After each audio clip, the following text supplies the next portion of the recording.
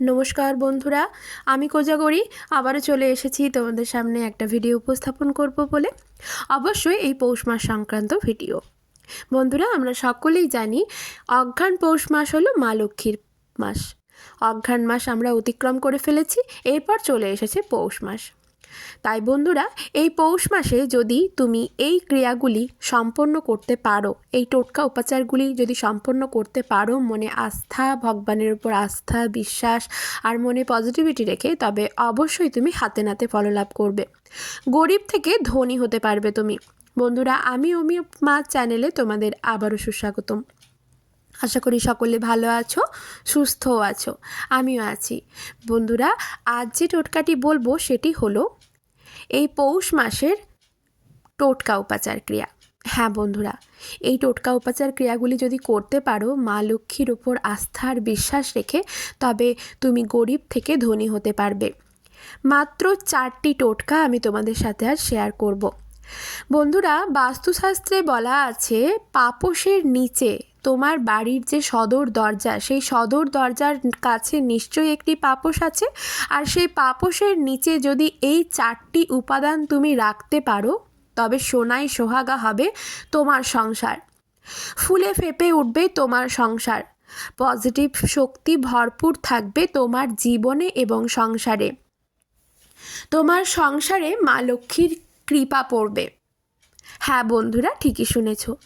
এই ক্রিয়াগুলি তুমি পৌষ মাসের যে কোনো দিন করতে পারো, তবে মঙ্গলবার, বুধবার, বৃহস্পতিবার এবং শুক্রবার, অর্থাৎ মঙ্গলবার থেকে শুক্রবারের মধ্যে যদি এই টোটকা ক্রিয়াগুলি সম্পন্ন করতে পারো তবে ভীষণভাবে ভালো হবে। আর যদি এই ক্রিয়াটি বৃহস্পতিবার এবং শুক্রবার সম্পন্ন করতে পারো, তাহলে মা লক্ষ্মীর কৃপা লাভ তুমি করবেই করবে।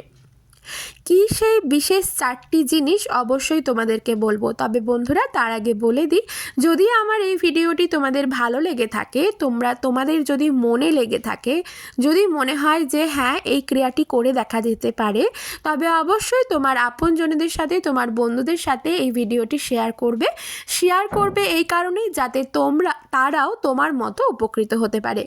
বন্ধুরা, এই ক্রিয়াগুলি আমি আগেও করে দেখেছি, এতে আমি অনেকভাবে উপকৃত হয়েছি, ফললাভ করেছি, তাই তোমাদের সাথে শেয়ার না করে থাকতে পারলাম না।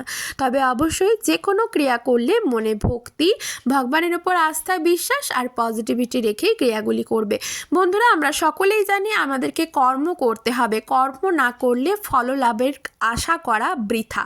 কর্ম করতে হবে, কিন্তু কর্মজীবনে যদি কোনো বাধা থেকে থাকে, সেই বাধা অতিক্রম করে যাতে আমরা সামনের দিকে এগিয়ে যেতে পারি, সেই জন্য এই টোটকা উপাচারগুলি করতে হবে। হ্যাঁ বন্ধুরা, তাই অবশ্যই এই টোটকা উপাচার ক্রিয়াগুলি যদি তোমার মনে হয় তবে অবশ্যই করে দেখতে পারো, হাতে নাতে ফললাভ করবে। মাত্র 4টি টোটকা তোমাদের বলবো, যেটা তোমাদের বাড়ির মেন এন্ট্রান্স, অর্থাৎ যেটা সদর দরজা মানে মুখ্য দরজা, সেই মুখ্য দরজার পাপোশের সামনে রাখতে হবে। এর দ্বারা কি হবে, মানুষের কুনজর যদি তোমার সংসারের উপর পড়ে থাকে সেটাও কিন্তু চিরতরে কেটে যাবে। তবে বিশ্বাস রেখে ক্রিয়াগুলি করবে। তবে শুনে নাও কি কি জিনিস লাগবে, 4টে কি জিনিস লাগবে। প্রথমটি হলো ফিটকিরি বা ফটকিরি, যেটা আমরা ফিটকিরি বলি, যেটা আমাদের বাড়িতে পুরুষ মানুষেরা দাড়ি কাটার পর দাড়িতে অ্যান্টিসেপটিক হিসেবে কাজে লাগায়, সেই জিনিস ফিটকিরি। এতে কি হবে, এই জিনিসটি যদি একটি প্যাকেটে করে মুড়ে সেটি যদি তোমার পাপোশের সঙ্গে সেলাই করে রেখে দিতে পারো পাপোশের তলাতে, তাতে কি হবে, তোমার বাড়ির যে নেতিবাচক শক্তিটি ঢুকেছে, অর্থাৎ নেগেটিভ শক্তিটি খুব চটজলদি দূরীভূত হবে। বাড়িতে শান্তি বিরাজমান থাকবে। আশা করি আমি বোঝাতে পারলাম। তবে সবার চোখের আড়ালে এই ক্রিয়াগুলি কিন্তু সম্পন্ন করতে হবে, তবেই ফললাভ করবে। কারণ মানুষের চোখ, মানুষের নজর নানানভাবে তোমার সংসারের উপর পড়তে পারে। তুমি কেন এই জিনিসটা করেছো, এই জিনিসটা কিন্তু জিজ্ঞেস করতেই পারে। তাই মানুষজনকে এত উত্তর দেবার কোনো প্রয়োজন নেই। তুমি ক্রিয়াটি করো, তবে গোপনে, সবার চোখের আড়ালে। আশা করি বোঝাতে পারলাম।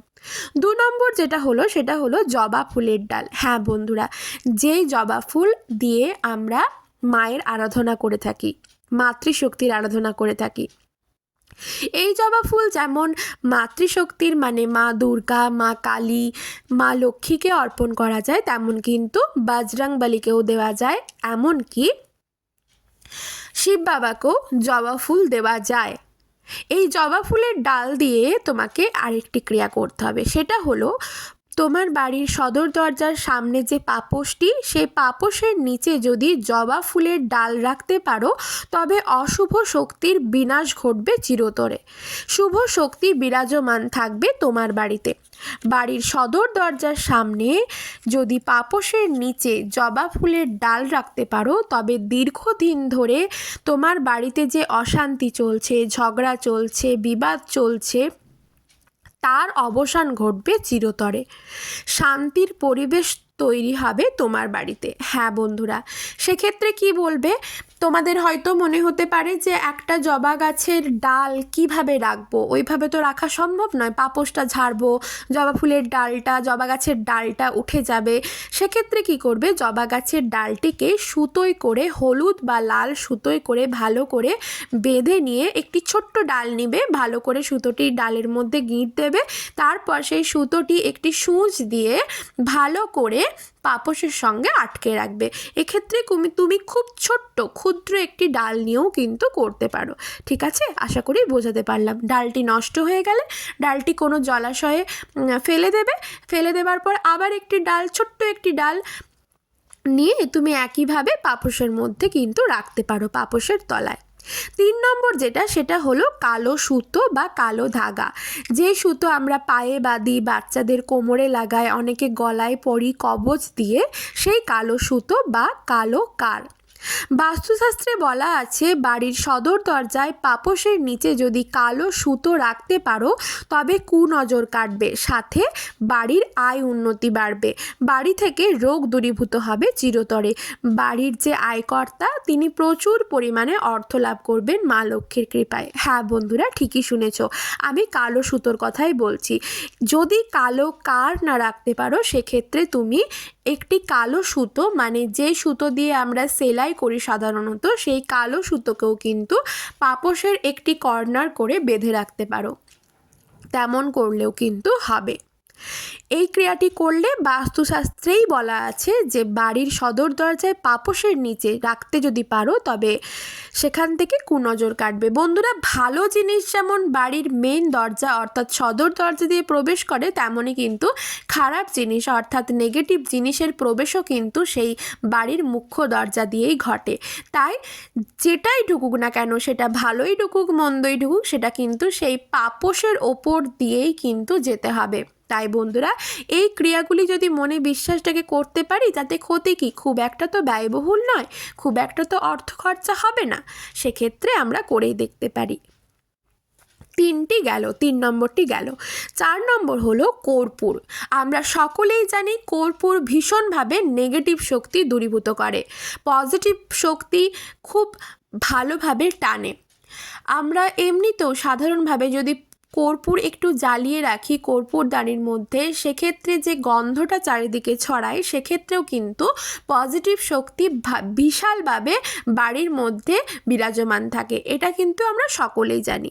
তাই যদি বাস্তুশাস্ত্রে এমনই বলা আছে যে বাড়ির সদর দরজায় পাপোশের নিচে যদি কর্পূর রাখতে পারো তবে অলক্ষ্মী বিদায় হয়, বাড়ির মঙ্গল ও কল্যাণ হয়। হ্যাঁ বন্ধুরা, এক্ষেত্রে যদি বলো যে কর্পূর তো পায়ে লেগে সেই কর্পূর তো গুঁড়োও হয়ে যেতে পারে, সেক্ষেত্রে কি করব? সেক্ষেত্রে তোমাকে বলি বাড়ির ওপরে অর্থাৎ সদর দরজার মানে মেন দরজা যেটা, সেই দরজার ওপরে তো একটুখানি জায়গা থেকে থাকে, সেই জায়গাটিতে একটি তুমি ছোট্ট কাচের বাটিতে বা ছোট্ট একটি বাটিতে, ছোট্ট বাটিতে যদি 5খানা বা 7খানা বা 3খানা অর্থাৎ বিজোড় সংখ্যায় প্রতি সপ্তাহে যদি তুমি 3টি করে বা 5টি করে বা 7টি করে কর্পূর রাখতে পারো প্রতি সপ্তাহের একটি বার, নির্দিষ্ট একটি বারে, সেক্ষেত্রেও কিন্তু হবে। দরজা ঢুকতে মানে মেন এন্ট্রান্স যেটা, মুখ্য দরজা ঢুকতে ডান দিকের এক সাইডে যদি তুমি একটি বাটি করে কর্পূর রাখো সেক্ষেত্রেও কিন্তু বন্ধুরা বাড়ির মঙ্গল হয়, কল্যাণ হয়, অলক্ষ্মী বিদায় হয় চিরতরে। সেক্ষেত্রে বলবো তোমাকে একটা বারই মেনটেন করতে হবে, মানে বৃহস্পতিবার যদি তুমি কোনো দিন রেখে থাকো সেটা তোমাকে প্রত্যেক বৃহস্পতিবারেই কিন্তু 3টি করে কর্পূর রাখতে হবে। সেক্ষেত্রে তুমি 3টে রাখতে পারো, 5টা রাখতে পারো, 7টা রাখতে পারো, তবে যটাই রাখো না কেন বিজোড় সংখ্যায় রাখতে হবে। আশা করি আমি বোঝাতে পারলাম।